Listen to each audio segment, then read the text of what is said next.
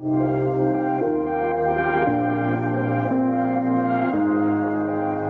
everybody, I'm Tom Vassell. Welcome back to our continuing GAMA coverage. This is something different. We're not talking about a game today. Today we have with us Gary Ray. Welcome to the show. Thank you.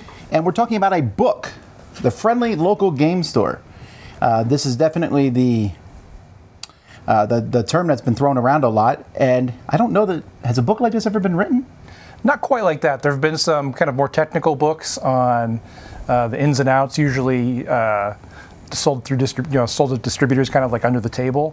But this is the first. Well, I mean, not that they're illicit or anything, but they're just almost like photocopied things that other people have put out. This is like a full book that's you can buy it on Amazon in the future, that kind of thing. But it's basically how to start a game store and how to start one that will actually make you a living, make you a middle class income in a reasonable amount of time. So the problem with most game stores is they're not well thought out when they start.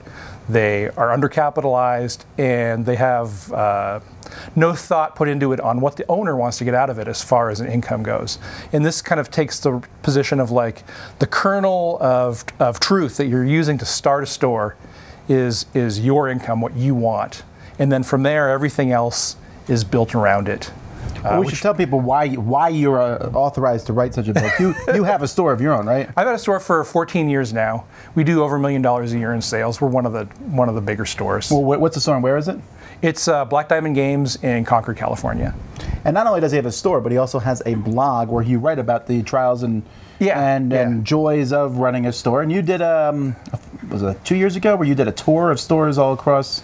Yeah, North we went America? through Canada and the Western U.S. We need to do another one for the South and in the East, but that was a lot of fun. So yeah, before I wrote this, I was mostly interested in how new insights for my own store, but it did kind of result in why don't I write about what are some commonalities? How do you make a successful store? So who should be reading this? I mean, obviously, if you're going to start a store. The book has two parts to it. One is a how-to. Which is what you'd expect, which is also kind of limiting if you're not going to do one. And the second part is a narrative, which is all the stories. So like a lot of successful store owners, I'll call myself successful. Well, that would be good. I got there from making a lot of mistakes. So a lot of times I'll write a chapter on like, here's how you do the thing. And then I'll write another chapter that's more of a narrative on like, here's how I screwed that up. Here's a terrible story about how we almost went bankrupt, or I almost lost my house or my marriage or whatever in the process. So the narrative part is actually, I think, interesting to people who either already have stores or who are just interested in small business and the kind of changes that owning your own business is going to make to your brain, to your mind. So it has a couple different purposes there. I also think store owners should carry it as kind of a inoculation against the fly-by-night stores. Because there's a lot of stores, as you know, that are undercapitalized. They're just terrible stores because the barrier to entry for a game store is so low, anybody can do it with almost no money. But then you have a store that doesn't make any money and isn't really serving a purpose. So also, like, if you're just interested in how stores work, this can kind of say, hey, it's not just playing games all day. Yeah, and it's not a boring. I'm sure you get to play games all day. Oh yeah, all the time. And it's not just a bunch of charts and stuff. It's kind of like if you went to dinner with some investors who knew the business and you wanted to open a store. This is the kind of dialogue, this kind of discussion you would have, just kind of back of the napkin calculations, and it's when one thing leads to another, it's all interconnected. It works. One of the things when I was reading it, I have not read the whole book yet. I just skimmed it when I got the PDF form. Is it talks about this includes a sober examination of why you should think twice about hybrid stores with cafes, shops, bars, pubs, etc. Right. That seems to be like a trend that people are turning towards. And you're saying that's a dangerous trend? It's a dangerous trend. So the key to a good store is it's called third place theory, right? Where you have people go to work, they go home, and then having some sort of a community center. in which people can gather and play and have fun. It's all about fun and community. That kind of a third place is the goal of, should be the goal of most game stores. Most game stores do that with play space, and sometimes they monetize it, oftentimes they don't. So there's ways it works and ways it doesn't. The hybrid model, which is having a cafe or a pub or whatever, that kind of takes it to the next level where you really are building, you're monetizing that third place way better than you could with just a standard store. The problem with that model is retail is really complicated, and you have to know retail really well or have money to learn it, because you will lose money on the way to open a retail store. And then the hybrid model also assumes you have food services experience. So that's a whole nother business that you have to either know well or have a lot of money to lose learning. And combining those two together is really not viable for a new store owner. It's viable for an existing retailer to move into that space once they've mastered retail. But doing both at the same time is very, very complex. Have you been tempted to do that? Oh yeah, I've got all these books on opening a coffee shop, and when I went on my tour of the Western U.S., you go through Portland, and they have like pubs, and you go through Seattle, and they've got coffee bars and pubs, sometimes in the same place, with kids and adults and things where everyone around the country will tell you this. You can't have this. It's a family-oriented store. It's like, nope. It's all cultural. If you're in Seattle, you can serve beer and alcohol next to the kids, and nobody thinks twice about it. And then other states just had little coffee bars. But I came back going, I got to do a hybrid. This is the way to go. And then the more I thought about it, the more I realized I could do that, but I still have more, more gas in the tank in just straight retail. So I ended up building a 2-story game center instead that has done the same thing, kind of re-energized the store. One of the things that there's several chapters in here about, and you've talked about this a lot in your blog, is you built a whole new expansion to your store. Right. Added a second floor, I believe. That's right. With gaming. I mean, that's obviously a big part of this. Was that something that you feel like it was a good thing to do second? You did the store first, and then you went and did this extra thing rather than right away? Well, yeah, I started a small store and then moved to a bigger location and then did this build in place there. Now, that particular build out doesn't make sense for most stores at all, because we are in a unique position where we don't pay rent on that extra space where everybody else would. So we have to pay off our loans, which are like paying that rent, and then once the loans are paid off, it's free money. The interesting, I think what I get to in the book is the funding sources are actually more interesting than the construction.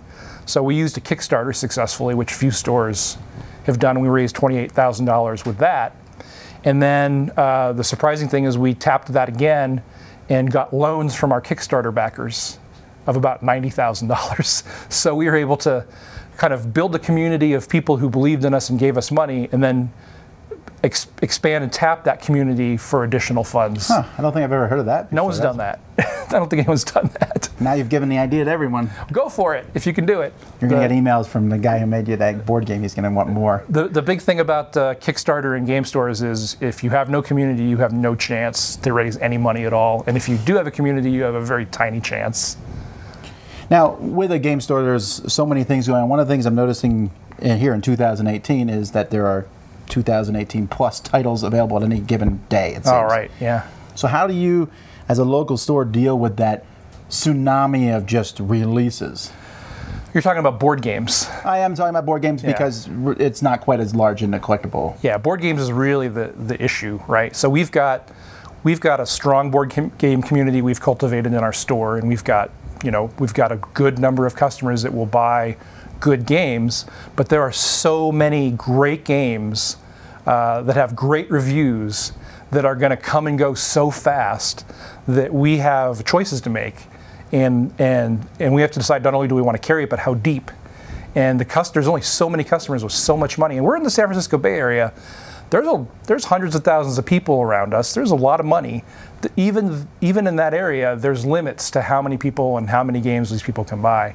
So, I mean, I get solicitations. I think I heard from Christian Peterson of Fantasy Flight that thought there were 10 board game releases a day on average. That seems that way from the amount that we see come through. It's an insane number. So I might go on Board Game Geek and I might look up the reviews and I might see that this game has an 8 on Board Game Geek, and that's still not enough. It's still not enough to carry to my store. I have to see some demand. I have to hear from other retailers. So we're in the position where great games are not good enough for us to carry, right? This just has to be more than just it's got great reviews. There has to be something else.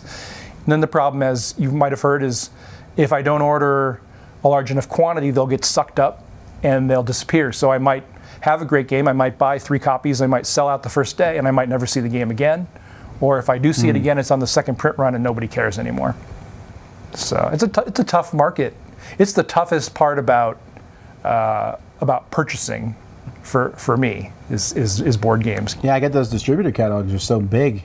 Like, how do you go through those? I throw those away. It's already too old.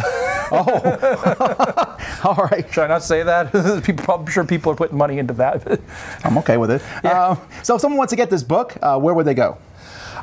It's available for pre-order now if you want to get the print copy with all the electronics. Game Playwright is the publisher, which is a division of Atlas Games. So you can order it online there, and they'll ship it right away. And then in May, it's going to be out on Amazon, and there'll be electronic-only copies. Right now, it's just have to buy the physical book, and you get electronic copies. But it'll be like it's a $25 book with all the electronic stuff.